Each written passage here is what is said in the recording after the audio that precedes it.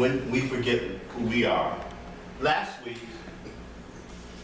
I was so excited about us moving into this space and having our first celebration on last Sunday. And this hasn't happened to me in a long time. I couldn't sleep very well the night before. I was up, just anticipating being here, the energy in this room and all of that, and worried about this or that. And I got up early when I did get some sleep, and I got here early and tried to put last minute things together, and I was really excited, and I was really glad about the Sunday that we had and all of the people that were here with us, and just the new beginning that we were going to have in this space. And then I went home and I relaxed for a bit and took it easy and was just kind of sinking in and relishing the feeling that I had from the day that we had here.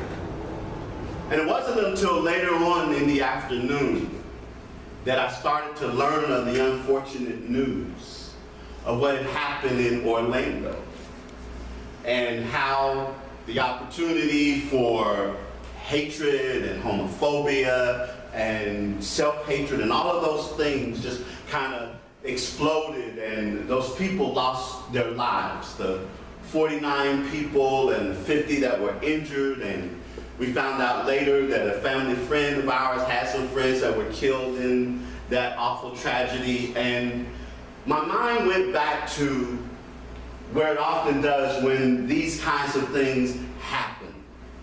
And that was the idea that people killing people, people harming people, people abusing people, people being other than who they truly are happens when we forget who we are.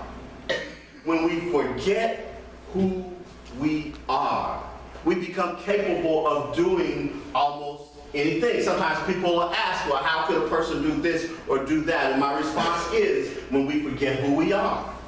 And the thing of it is that sometimes you will hear people say, I couldn't believe that this person or that person did it. They seem so nice, or they seem so respectable, or they seem whatever, or this or that. And again, I always say, when we forget who we are, it doesn't matter, because it moves us out of the understanding of our true nature, and it allows us then to move into a space where we can commit all kinds of atrocities and crimes and other things like that. And I know oftentimes people wonder, how does that happen and where it comes from? And one of the things I often say is that we can allow ourselves to be lulled into a false sense of identity, because people label us certain things and we adopt those labels. You know, people that know us, they say we're no good, we're no account, no future, no hope. People who diss us, we're disgusting, we are distrustful, we are all of those things. People who less us, worthless, useless, hopeless. People who us, uninvolved and uninterested. People who never us, never be anything, never amount to nothing, never do anything. And we internalize these things that we hear. And we begin to believe that it's the truth of who we are. And so we get lulled in that kind of thinking, and we go there, we think that's really who we are. Or we try to find ourselves in the wrong things. We think that having material possessions ultimately makes who we are. We think that because we have a certain amount of money, or because we have a certain amount of possessions or material things, that makes us who we are. Or if we don't have those things, we somehow begin identifying with that and think that we are less than who we truly are. Or we look for it in relationships. We find the right man, the right woman, the right person in our lives, and think that when we have them, everything is going to be all right. And we become sometimes chameleons, changing for this person and changing for that person, and doing this to please them and being that way to attract them, and saying in a relationship when we feel that if we do this, it will make it happen. And again, we forget who we are. Or even in the case of religion. Because we come oftentimes from understandings and circumstances that want to tell us what miserable sinners that we are, and they operate from what I call a flawed premise of flaw. The idea that somehow our condition, the human condition, is one of sinfulness and of flawedness and all of those things. And ultimately, when we have those kinds of things that are constantly in our heads and constantly taught to us and all of those things, then we get caught up in the notion and the idea that that's who I am, that I am just this miserable, unworthy person, unworthy sinner, not recognizing the sinner simply meant missing the mark and that we can get up and do again. And so we go from that place and we go from that space and we operate in that idea. And some people, I wonder oftentimes, because they will cling to that notion of being unworthy and of being sinful, and I'm just glad and blessed to be here and all of those things. And for them, they will argue you and fight you and argue for their limitations and not want to let it go. And the reason why, for me, it's important for people to understand who they are and their worth and their value. I remember years ago when I got my first apartment, and I started decorating the apartment. I was on a budget, but I wanted to make it the best that it could be. I was expecting, it was my first apartment. I was a bachelor, and I was going to entertain, and I was going to have the stuff that I needed there and all of that. And so I looked in the newspaper, and because I was looking at the bathroom, I need to fancy the bathroom up, and I saw an advertisement for some designer towels. And it was a designer that was known for having elaborate and expensive and fancy stuff. I mean, just to say his name cost you money. I said, all right, I'm going to go get some of those towels. I can't believe the price. So I got in my car. I had just really learned Dallas, was still learning Dallas, but I knew where that particular store was. I drove to the store, got inside the store, walked down the aisle, walked over to the bath and section and everything. And when I got there, I looked over and I saw the towels that were there on display that were for sale. I walked over there and I was getting ready to take them. Couldn't believe the price. I was wondering to myself, why are they so cheap? Why are they so inexpensive? Why is there such a bargain on that? And when I looked at the sale sign down at the bottom of the small print, it said, maybe slightly flawed and imperfect. And it made me think about how when things are slightly flawed or imperfect, we discount them. And we do the same thing to people. That when we think that they are flawed or imperfect, we discount them. When we think we are flawed and imperfect, we discount ourselves. And so then it becomes easy to do the things that we hear about and that we see and unfortunately experience to other people, because we discount and think that people and we are less than who we truly should be. So it becomes easy to discount and to not care about our actions or our consequences towards others, because ultimately we discount them because we discount ourselves. We don't know who we are. And if we don't know who we are, we don't know who they are. And then we get caught up. And I'm reminded, though, on this Father's Day, that as we gather here to celebrate open heart and all the things we do, but also to celebrate fathers, of a story, it's a parable that the master teacher Jesus told. We like to call it the parable of the prodigal son, but I like to say it's the parable of the loving father. Because the constant in that story was the father. That when the son went off and did what he did, the father still loved him. When the son came back and confessed all he did and said, treat me as one of your servants, the father still loved him. When the older brother got upset with the father because he had a party for him, the father still loved both of them. It was the parable of the loving father that ultimately for me is important, because Jesus was telling that to talk about that constant loving presence. And if you remember that parable, that story, there's a line in that story that is, for me, the key to the story. It's poignant because it says about the prodigal son, after he had gotten off and he had spent everything that he had, and he found himself doing the lowest thing that a person of Jewish heritage could do, which was feeding pigs, and he was so hungry he wanted to eat what the pigs ate, the slop and all that thing. When he got there, all of a sudden there was a moment at which it said, when he came to himself. And when he came to himself, when he remembered who he was, then he was able to move beyond his situation and circumstance, and then move himself back into that realm of love, that constant realm of loving. And the idea hit me is that we all have a mechanism in which we can remember who we are. We all have a way in which we can remember who we are. And one of the things you heard me say, and you will continue to hear me say from now on, and when we were at the Dream Builders Workshop the other week, that the thing of it is that one of the keys is to always notice what you are noticing.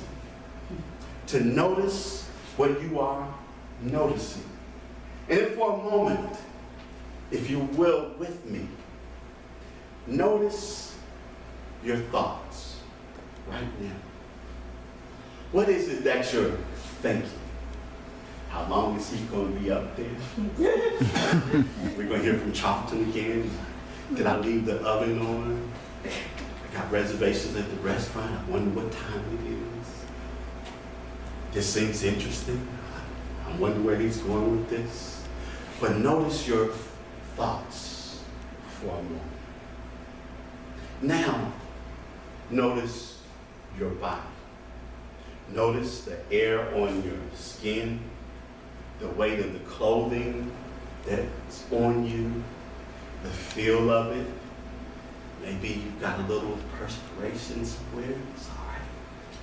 Notice the weight of your body in the chair, how your feet are placed, how it's feeling, how it's responding. And then finally, notice your feelings.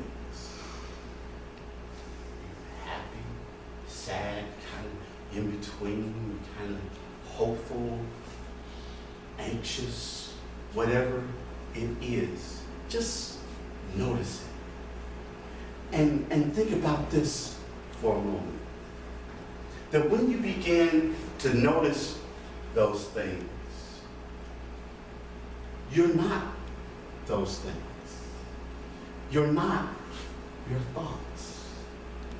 You're not your body. You're not your feelings. Because there is something that is capable of thinking those thoughts, but yet noticing those thoughts.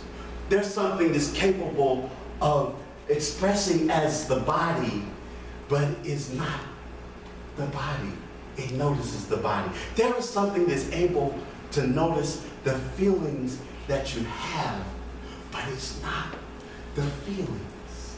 There is something inside of each of us that transcends thoughts, it transcends the body, it transcends feelings. It's the true essence of who we are. And it is there to guide us back home, back to the place and the space that when we forget who we are, it says, come on back home. Because you see, it's so easy to identify with thoughts. We start thinking these thoughts that, well, I heard the labels that he mentioned earlier, and some of those labels people have called me, and I resonate with those thoughts, and I resonate with those labels, and I think that, and I get caught up thinking that I'm not those thoughts, but you are not your thoughts. I think I'm my body. Sometimes my body doesn't feel completely right. I have aches and pains and challenges and all of those things, and I get so caught up in that, and that because my daily preoccupation and my daily existence thinking about my body, but ultimately you are not your body. So I feel this and I feel that, and I'm sad today, I'm happy the next moment, I'm melancholy, I'm anxious, I'm giddy, I'm all of those things, and some of those feelings are great to have, and others we'd rather not have them, but ultimately we are just having them. They don't have us because we're not our feelings. We are this wonderful expression of the divine. And so often you've heard teachers tell you that the words I am is the name of God, and I really like to call it the divine expression, I am. And that whatever you say after I am, you're really giving it the most powerful expression that you can. And think about this for a moment. When I say I am John Gilmore, what I'm really saying is that I step into that place where I source divine being. I am John Gilmore.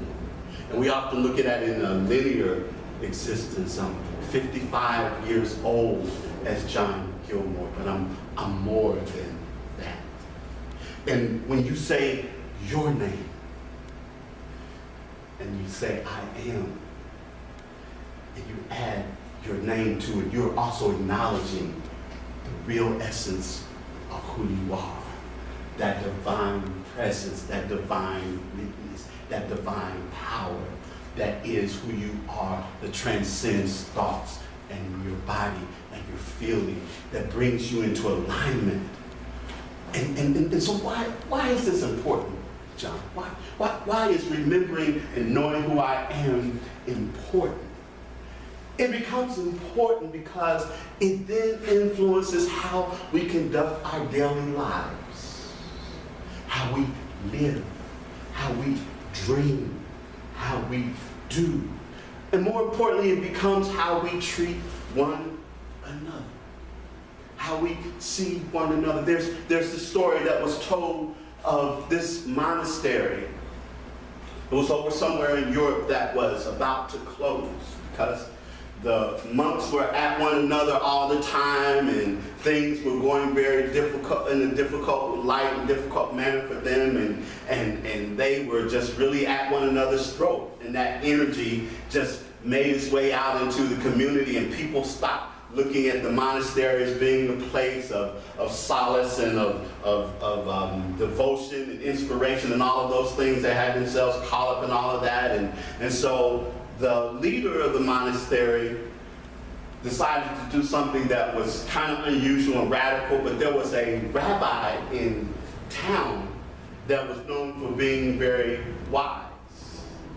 And so he decided to pay the rabbi a visit and maybe share with him what was going on at the monastery and see if he could give him any ideas. You know, a Catholic monastery and a Jewish rabbi giving ideas, you think about it, but the leader of the monastery decided, I'm at my wit's end. I need to find out something from him.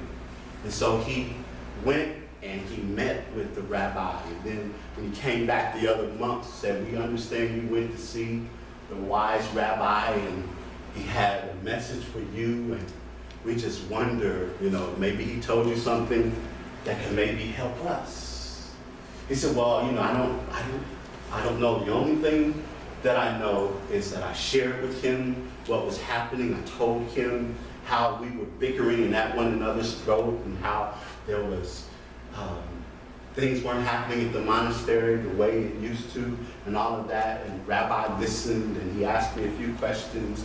And the final parting advice he said to tell you is that one of you might be the Christ. one of you might be the Christ. They all listened to that. They looked at it for a moment. Thought about it. They went on about their daily affairs. But things started to change. Things started to eventually went away. Opportunities to work together, they sought out rather than shunning them.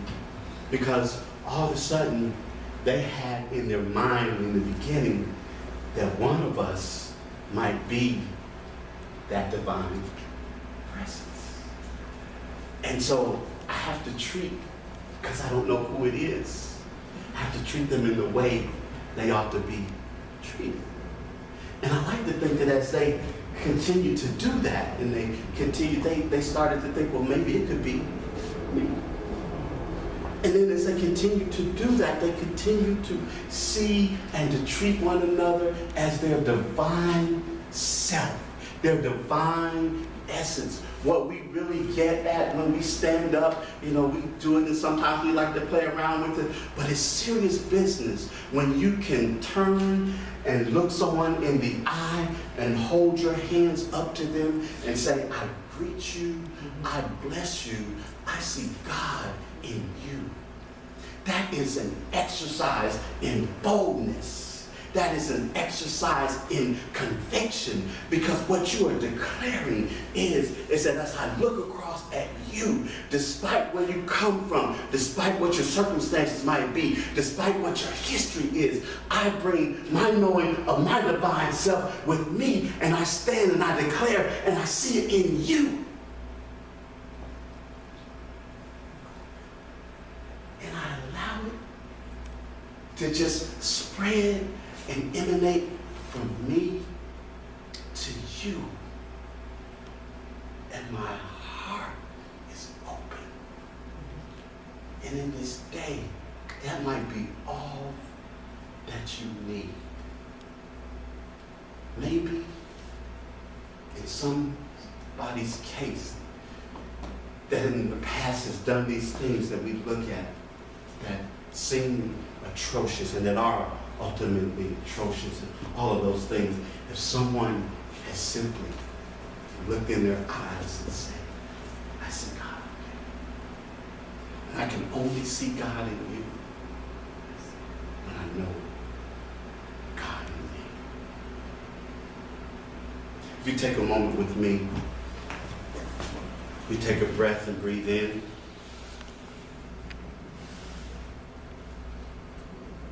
Let this resonate for a moment. That in this time together, we step into that place of knowingness, of knowing who we are, knowing that we are the divine in expression. When I say I am John Gilmore, I am declaring exactly who I am. So in this moment, I'm going to ask each of you to say I am and to say your own name.